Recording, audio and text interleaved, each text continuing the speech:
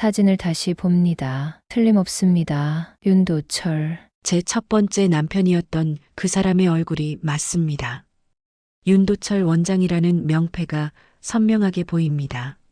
손이 떨립니다. 대기실 의자에 주저앉아 숨을 고릅니다. 30년이란 세월이 한순간에 무너져 내리는 것 같습니다. 그때의 기억들이 파도처럼 밀려옵니다. 28살 의대를 갓 졸업하고 인턴 생활을 하던 시절이었죠. 도철은 선배 의사였습니다. 카리스마 있고 실력도 뛰어났던 도철에게 반하는 건 시간 문제였습니다. 결혼도 빨리 했죠. 성우와 성민이를 연년생으로 낳고 행복한 가정을 꾸렸다고 믿었습니다. 그러던 어느 날 도철은 갑자기 사라졌습니다. 아무 말도 없이, 아무 흔적도 없이. 오늘 사연 시작하기 전에 구독과 좋아요는 무료니까 한 번씩 눌러주세요. 제 이야기 시작할게요. 내 이름은 김정희입니다.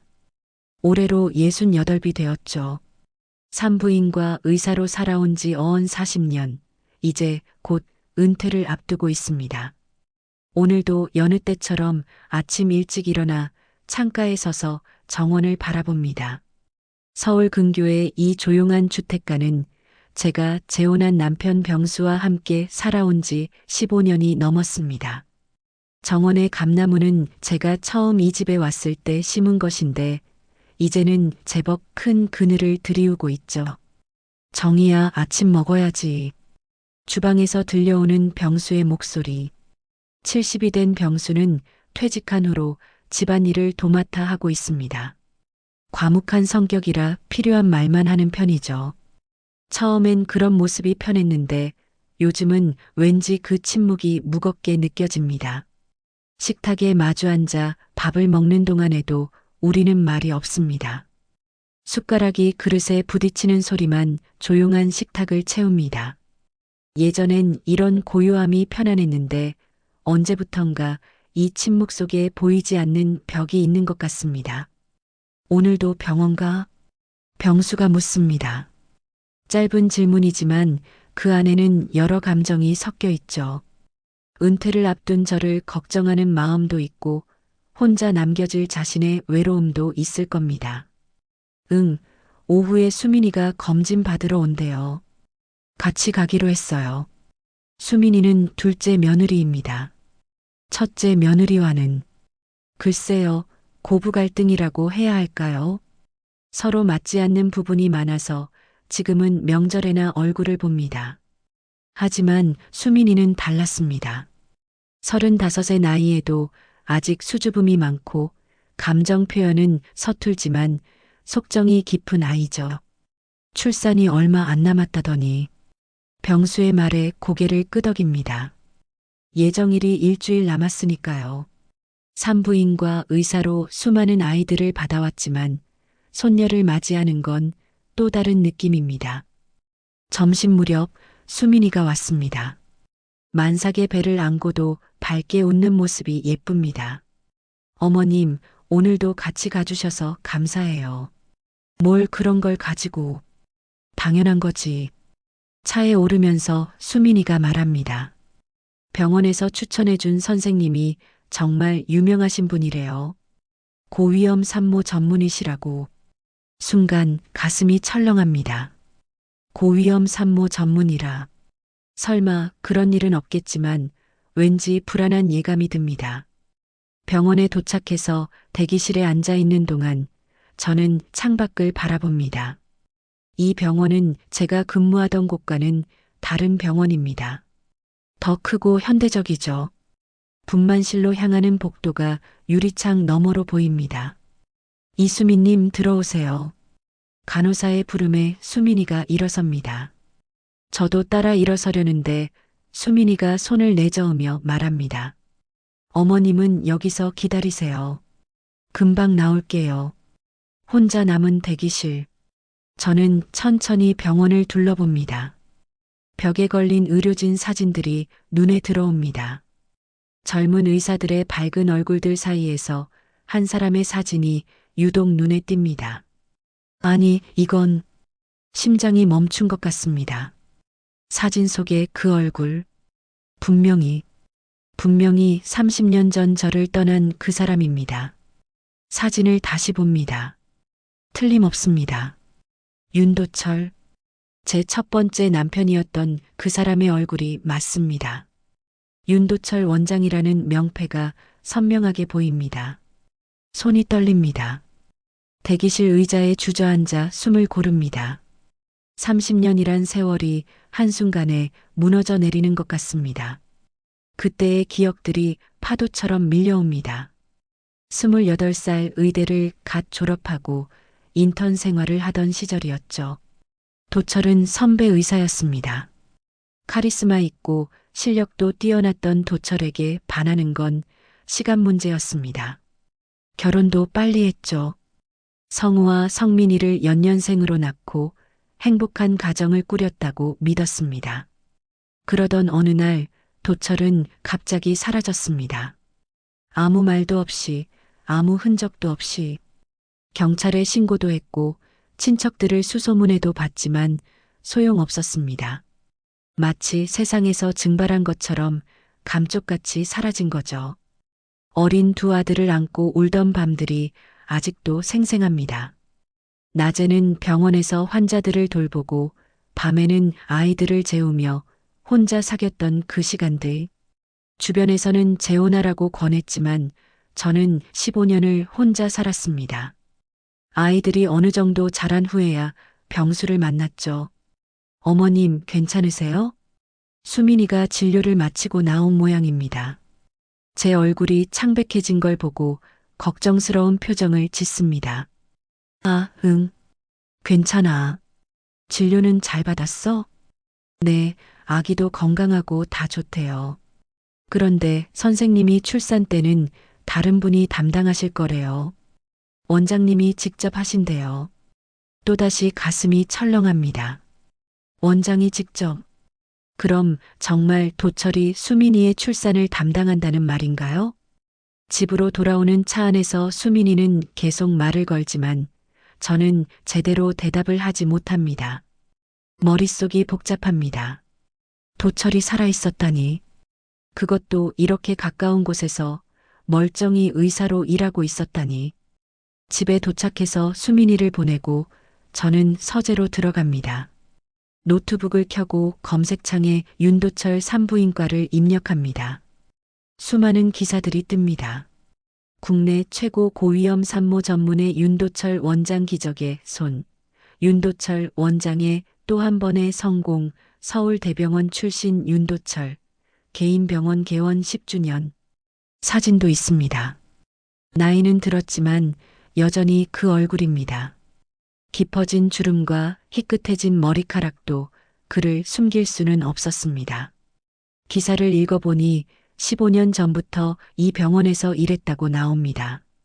15년 전이면 제가 병수와 재혼할 무렵입니다. 그는 그때부터 여기 있었던 겁니다.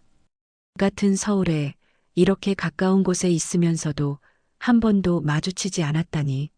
아니, 어쩌면 도철이 저를 피했을 수도 있겠죠. 정희야, 저녁 먹자. 병수의 목소리에 놀라 노트북을 닫습니다. 언제 들어왔는지 병수가 문 앞에 서 있습니다. 아, 그래요. 금방 갈게요. 저녁 식탁에서도 저는 평정심을 유지하려 애씁니다. 하지만 병수는 눈치가 빠른 사람입니다. 무슨 일 있었어? 안색이 안 좋아. 아니에요. 그냥 피곤해서. 거짓말입니다. 하지만 지금 이 상황을 병수에게 어떻게 설명해야 할지 모르겠습니다. 30년 전 저를 버린 전 남편이 살아있고 며느리의 출산을 담당하게 됐다고요? 그날 밤 저는 잠을 이루지 못합니다. 천장을 바라보며 생각합니다. 도철은 왜 떠났을까? 왜 아무 말도 없이 사라졌을까? 그리고 왜 하필 지금 이런 식으로 다시 나타난 걸까? 일주일이 빠르게 지나갑니다. 그리고 마침내 수민이의 출산일이 됐습니다. 어머님, 진통이 시작됐어요. 새벽 3시 수민이의 전화를 받고 병원으로 향합니다. 병수는 집에 남기로 했습니다. 성우도 곧 온다고 했죠. 병원 로비는 새벽인데도 밝습니다. 수민이는 이미 분만 준비실로 들어간 상태였습니다. 저는 가족 대기실에서 기다립니다. 유리창 너머로 의료진들이 분주히 움직이는 게 보입니다. 그리고 그때 한 사람이 천천히 걸어옵니다.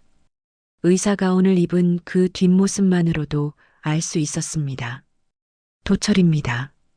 30년 만에 보는 그의 모습에 저는 숨이 막힙니다. 그가 고개를 돌려 이쪽을 봅니다. 유리창 너머로 우리의 시선이 마주칩니다. 그의 얼굴이 순간 굳어집니다. 저를 알아본 겁니다. 도철의 얼굴에 스치는 당황스러움을 봅니다. 하지만 그는 곧 표정을 가다듬고 분만실로 들어갑니다. 전문의답게 침착하게 대처하는 모습이죠. 저는 유리창에 손을 대고 서 있습니다. 차가운 유리의 감촉이 현실을 일깨워줍니다. 시간이 얼마나 흘렀을까요? 성우가 헐레벌떡 뛰어옵니다. 어머니, 수민이는요? 아직 분만 중이야. 걱정 마. 좋은 선생님이 담당하고 계시니까. 좋은 선생님. 제 입에서 나온 말이 씁쓸합니다. 도철은 확실히 실력 있는 의사였습니다. 그건 예나 지금이나 변함없겠죠. 2시간이 더 지나고 드디어 아기 울음소리가 들립니다. 건강한 울음소리에 안도의 한숨이 나옵니다. 간호사가 나와서 알려줍니다. 축하드립니다. 건강한 딸이에요. 산모도 아기도 모두 건강합니다. 성우가 기뻐하며 수민이를 보러 들어갑니다. 저는 대기실에 혼자 남습니다. 잠시 후 누군가 다가오는 발걸음 소리가 들립니다. 고개를 들어보니 도철입니다. 수술복을 벗고 의사 가운을 입은 모습입니다. 정희. 30년 만에 듣는 그의 목소리입니다. 낮고 조심스러운 목소리. 예전과 달라진 건 없습니다. 여기 있을 줄은 몰랐어. 도철이 말합니다. 저는 천천히 일어섭니다. 나도 당신이 살아있을 줄은 몰랐어요. 죽은 줄 알았는데. 미안해. 설명할 게 많지만. 여기서는 도철이 주변을 둘러봅니다. 병원 복도는 이야기를 나누기에 적당한 장소가 아니죠. 설명은 필요 없어요. 이미 30년이 지났으니까요. 차갑게 말하고 돌아서려는데 도철이 제 팔을 잡습니다. 제발 한 번만 들어줘. 내 사정을. 그 순간 성우가 복도로 나옵니다. 도철은 황급히 손을 놓습니다. 어머니, 수민이가 어머니 보고 싶대요. 아, 선생님. 정말 감사합니다. 성우가 도철에게 인사합니다. 도철은 어색하게 고개를 끄덕이고는 자리를 뜹니다. 회복실로 옮겨진 수민이는 창백하지만 행복한 표정입니다. 품에 안긴 아기를 보니 저도 모르게 미소가 지어집니다. 어머님 예쁘죠? 그럼 정말 예쁘다. 수고했어. 하지만 마음 한구석은 여전히 무겁습니다. 도철을 만난 충격이 가시지 않습니다. 집으로 돌아온 저는 곧장 서재로 들어갑니다. 병수는 이미 잠든 모양입니다. 다시 노트북을 켜고 도철에 대해 검색합니다. 이번엔 더 자세히 들여다봅니다. 한 인터뷰 기사가 눈에 띕니다. 5년 전 기사입니다. 저는 한때 모든 걸 잃었습니다. 교통사고로 기억을 잃고 2년 동안 병원에 있었죠. 기억이 돌아왔을 때는 이미 모든 게 변해 있었습니다. 다시 시작하는 게 쉽지 않았지만 의사로서의 사명감이 저를 다시 일으켜 세웠습니다. 교통사고, 기억상실. 그게 도철이 사라진 이유였나요? 하지만 의구심은 여전합니다. 기억이 돌아왔다면 왜 찾아오지 않았을까요? 며칠이 지나고 수민이가 태어납니다. 저는 산후조리를 도와주러 자주 들릅니다. 그러던 어느 날 뜻밖의 전화를 받습니다. 김정희 선생님이시죠?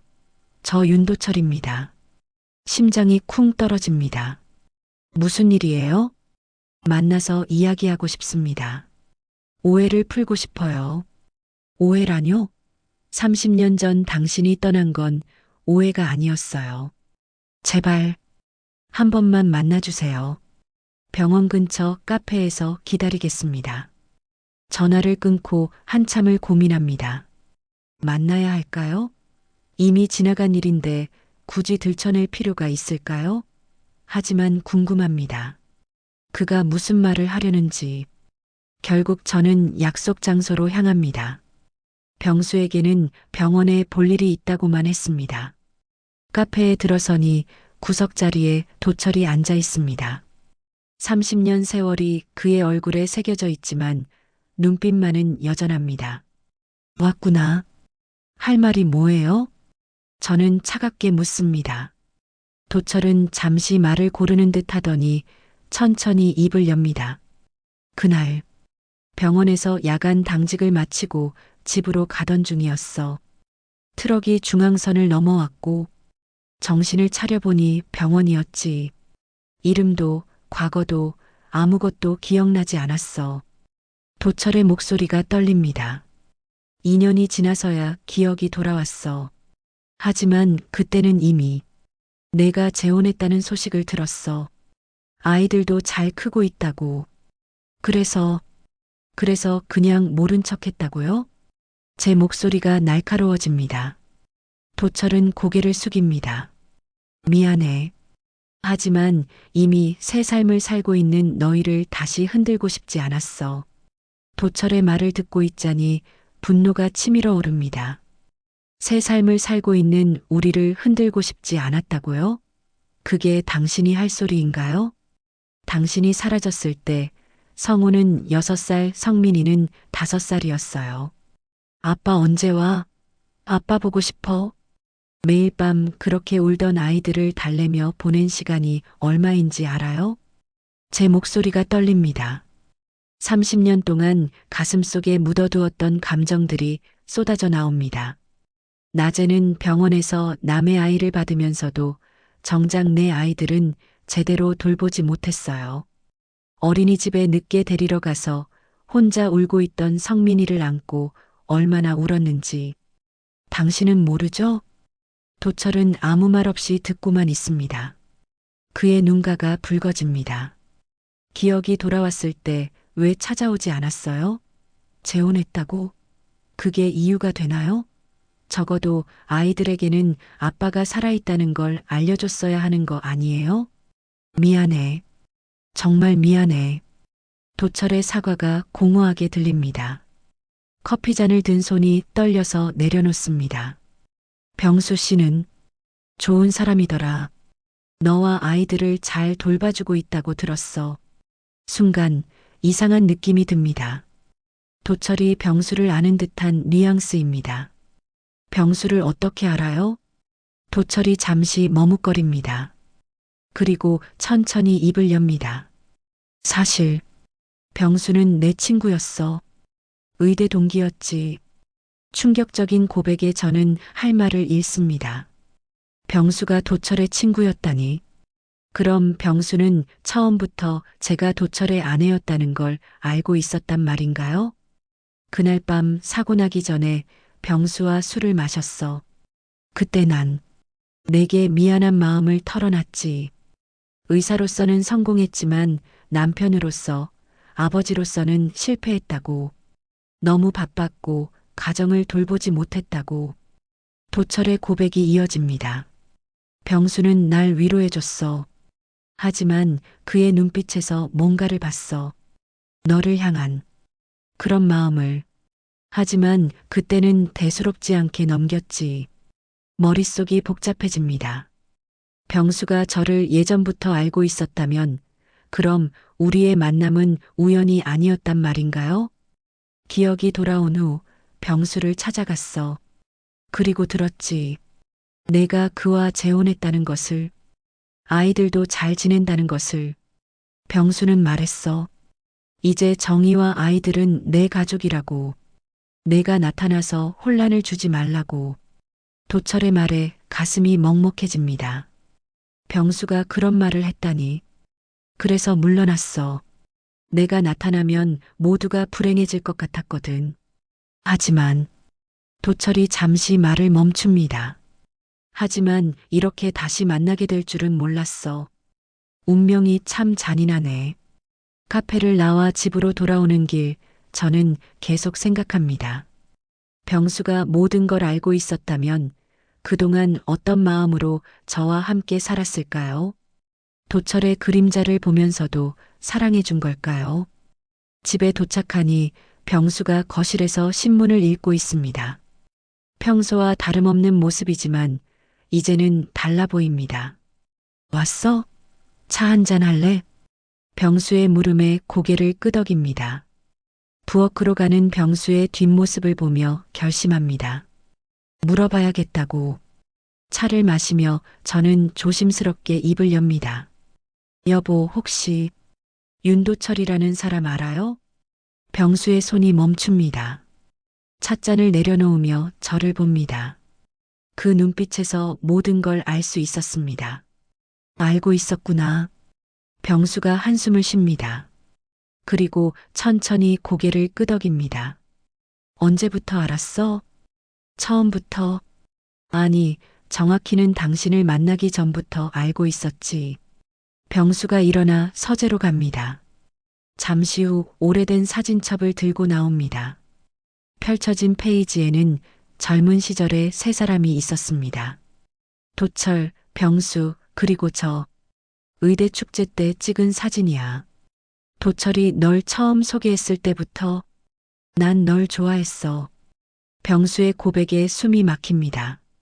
하지만 도철이 먼저였고 너희는 행복해 보였어. 그래서 포기했지.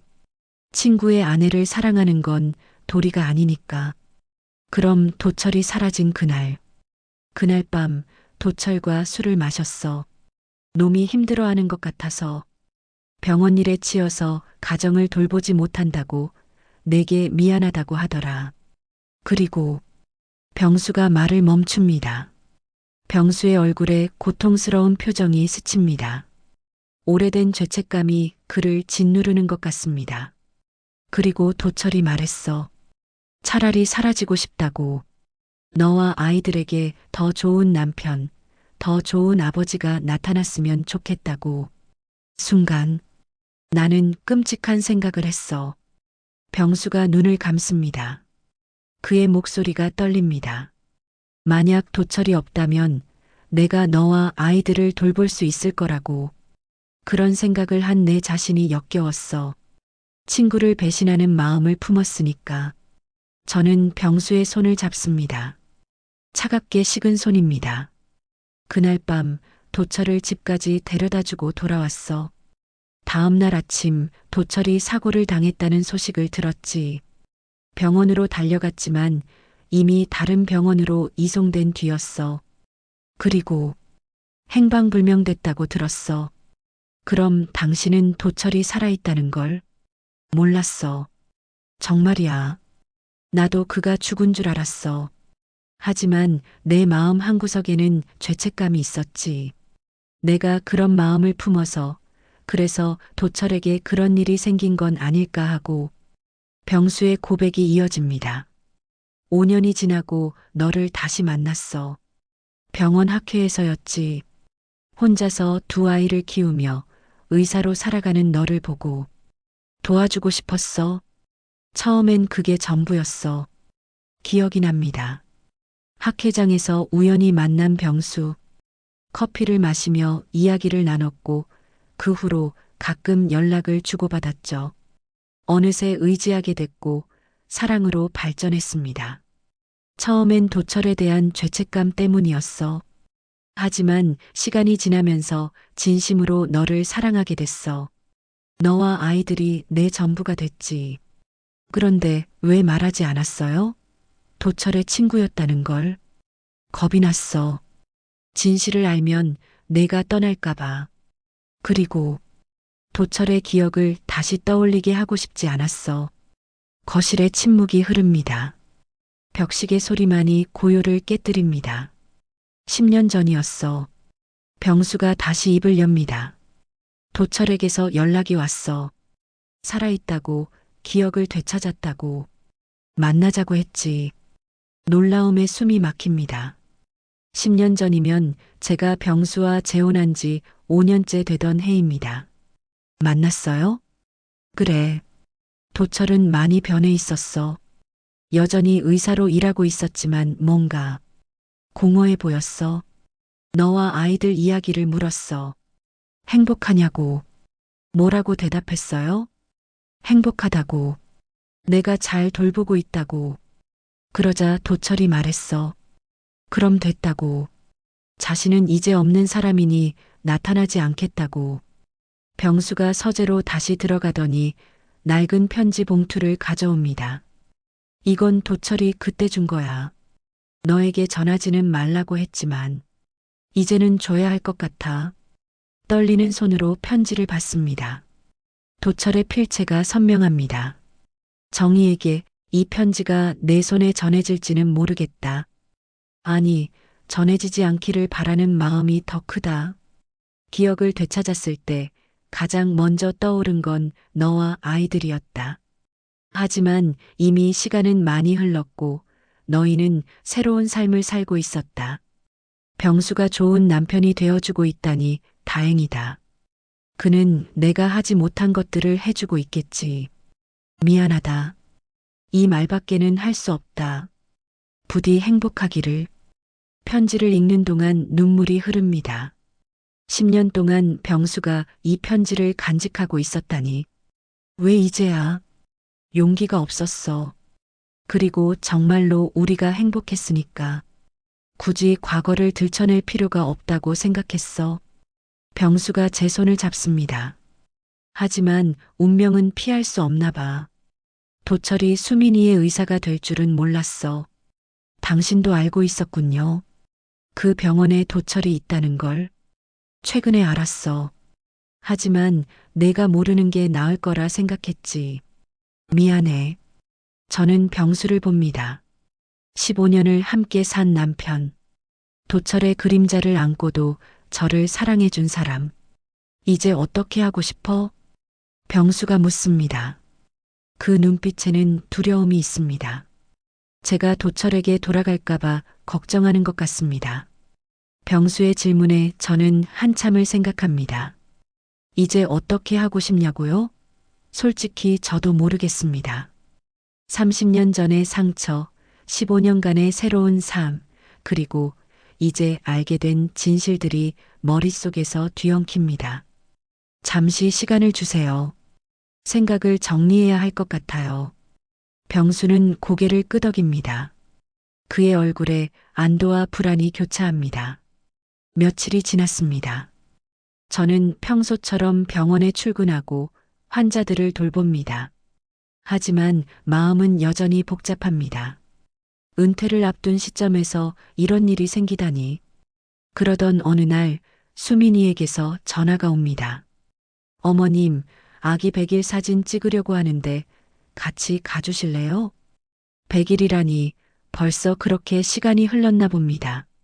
손녀의 100일 잔치 준비를 도우며 잠시 복잡한 마음을 잊으려 합니다. 100일 잔치 당일 많은 사람들이 모였습니다. 성민이도 오랜만에 얼굴을 보입니다. 그런데 뜻밖의 인물이 나타납니다. 도철입니다. 윤 원장님을 초대했어요. 우리 아기 생명의 은인이시잖아요. 수민이가 밝게 말합니다.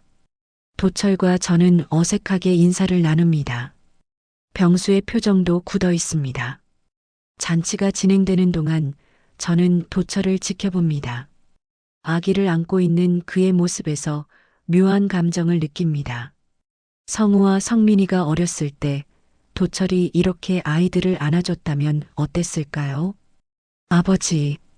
갑자기 성우의 목소리가 들립니다. 도철을 보고 있는 성우의 표정이 심상치 않습니다. 성우야? 아니, 아무것도 아닙니다. 성우가 고개를 돌립니다. 하지만 그의 눈빛에서 뭔가 알아챈 것 같은 느낌을 받습니다. 잔치가 끝나고 사람들이 하나둘 떠납니다. 도철도 인사를 하고 가려는데 성우가 그를 붙잡습니다. 잠깐만요, 원장님. 제가 여쭤볼 게 있습니다. 성우가 도철을 따로 불러냅니다. 저는 불안한 마음에 그들을 따라갑니다. 혹시 윤도철이라는 이름을 쓰신 적이 있으신가요? 30년 전에 도철의 얼굴이 창백해집니다. 성우가 이어서 말합니다. 어렸을 때 아버지 물건을 정리하다가 의대 졸업 앨범을 본 적이 있어요. 거기서 원장님 얼굴을 봤습니다. 성우야. 제가 말리려 하지만 성우는 단호합니다. 어머니, 저도 이제 40입니다. 진실을 알 권리가 있어요. 도철이 천천히 입을 엽니다. 맞다. 내가 내 아버지다. 성우의 눈에서 눈물이 흐릅니다. 분노와 슬픔이 뒤섞인 눈물입니다. 왜요? 왜 우릴 버리고 가셨어요? 아니, 왜 살아계시면서도 찾아오지 않으셨어요? 성우야, 아버지는 사고를 당하셨어. 기억을 잃으셨다가. 제가 설명하려 하지만 성우는 고개를 젓습니다. 변명은 듣고 싶지 않습니다. 30년이에요. 그 긴 세월 동안 성우가 말을 잇지 못합니다. 도철은 아무 말 없이 고개를 숙이고 있습니다. 그때 병수가 다가옵니다. 성우야, 이제 그만하자. 내 어머니가 힘들어 하신다. 아버지. 성우가 병수를 봅니다. 그 눈빛에 혼란이 가득합니다. 아버지는 알고 계셨어요? 이분이 제 친아버지라는 걸. 병수가 고개를 끄덕입니다. 알고도 우릴 키워주신 거예요? 왜요? 너희 어머니를 사랑했으니까. 그리고 너희들도 내 아들이 됐으니까. 병수의 담담한 대답에 성우가 흐느낍니다. 저는 성우를 안아줍니다. 40살 된 아들이 아이처럼 제 품에서 웁니다. 미안해, 성우야.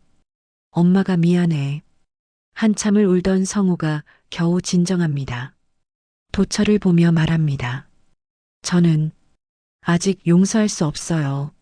하지만 어머니를 위해서 더 이상 문제 삼지는 않겠습니다. 성우가 자리를 뜹니다.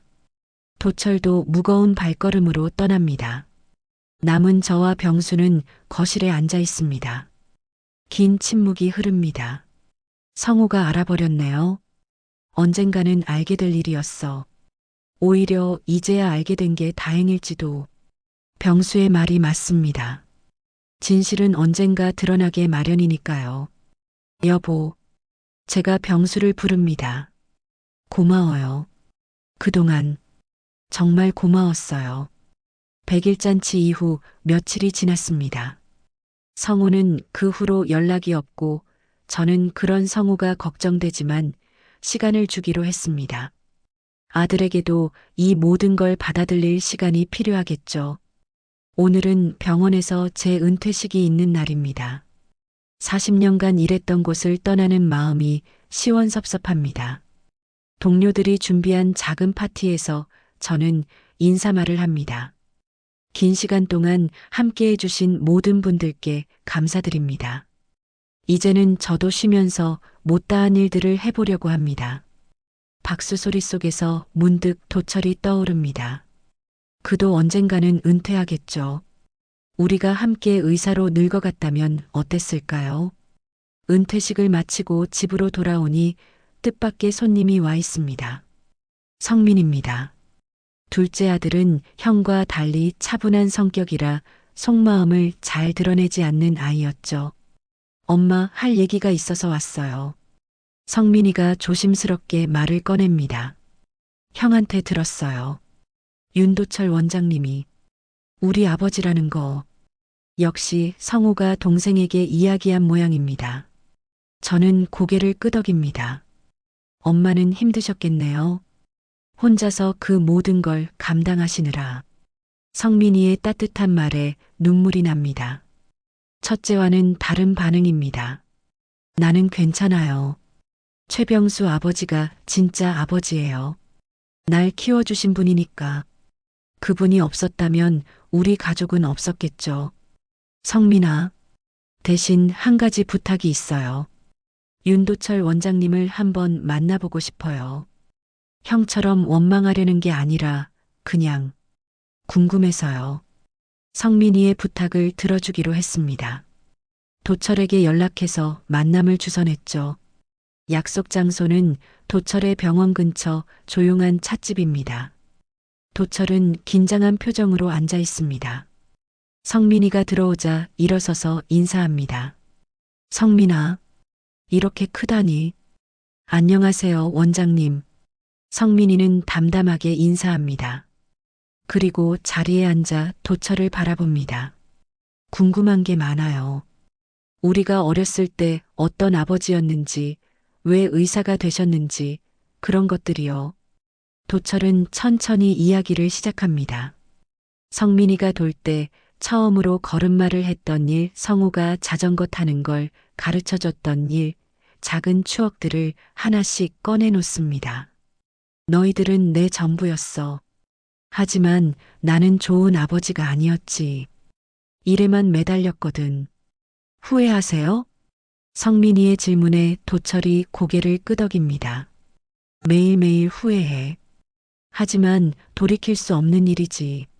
대화를 나누는 두 사람을 보며 저는 묘한 감정을 느낍니다. 30년 만에 부자 상봉이라니. 원장님, 저는 원망하지 않아요. 다만 아쉬울 뿐이에요. 우리가 함께했을 시간들이. 성민이의 성숙한 태도에 도철의 눈가가 붉어집니다. 고맙다, 성민아. 그렇게 생각해줘서. 만남을 마치고 나오는 길, 성민이가 제게 말합니다. 엄마, 이제 마음이 좀 편해졌어요. 궁금증이 풀렸거든요. 그래, 잘했어. 그리고 엄마, 병수 아버지께 더 잘해드려야겠어요. 그분이 진짜 아버지니까. 성민이를 보내고 집에 들어가니 병수가 책을 읽고 있습니다. 제가 들어오자 책을 덮고 묻습니다. 어땠어? 성민이가 도철을 만났어요. 잘 마무리됐고요. 다행이네. 병수의 표정이 편안해집니다. 그날 밤 저는 결심합니다. 이제 모든 걸 정리할 때가 됐다고. 도철에게 마지막으로 할 말이 있습니다. 다음 날 도철의 병원으로 찾아갑니다. 원장실에서 기다리고 있던 도철은 저를 보고 일어섭니다. 정희, 도철 씨, 이제 정리를 하고 싶어요. 저는 차분하게 말을 이어갑니다. 당신은 30년 전에 떠났어요. 이유가 무엇이든 우린 그때 끝난 거예요. 저는 새로운 삶을 살았고 이제는 그 삶이 제 전부가 됐어요. 도철이 고개를 끄덕입니다. 알아. 나도 바라는 게 없어. 다만 가끔 아이들을 볼 수 있게 해준다면 고맙겠어. 멀리서라도. 도철의 부탁을 듣고 잠시 생각합니다. 멀리서라도 아이들을 보고 싶다는 그 마음, 어쩌면 당연한 걸지도 모르겠습니다. 그건 아이들이 결정할 일이에요. 제가 강요할 수 있는 게 아니니까요. 알겠어. 고마워. 그 말이라도 해줘서. 원장실을 나오며 저는 한 가지 더 말합니다. 도철 씨, 이제 죄책감은 내려놓으세요. 우리 모두 각자의 삶을 살아왔고 나름대로 행복했어요. 과거에 묶여 있지 마세요. 도철이 고개를 끄덕입니다. 그의 얼굴에서 무거운 짐을 내려놓은 듯한 안도감이 보입니다. 병원을 나와 집으로 향하는 길, 봄바람이 따뜻하게 불어옵니다. 은퇴 후 처음 맞는 봄입니다. 이제 저도 새로운 시작을 해야겠죠. 집에 도착하니 병수가 정원에서 화분을 돌보고 있습니다. 제가 좋아하는 장미를 새로 심은 모양입니다. 벌써 장미를 심었네요? 당신이 좋아하니까. 은퇴 선물이야. 병수의 다정한 말에 미소가 지어집니다. 이 사람은 늘 이렇게 소소한 것들로 저를 행복하게 해줍니다. 여보, 우리 여행이나 갈까요? 은퇴했으니 시간도 많고. 좋지. 어디로 갈까? 당신이 가고 싶던 제주도는 어때요? 봄꽃이 한창일 텐데. 그렇게 일상의 대화를 나누며 저는 깨닫습니다. 이게 바로 제 삶이라는 것을, 극적이지 않아도 평범해도 이렇게 곁에 있는 사람과 나누는 소소한 행복이 진짜 삶이라는 것을. 한 달 후 성호에게서 전화가 옵니다. 엄마, 그동안 연락 못 드려서 죄송해요. 많이 생각했어요. 괜찮아.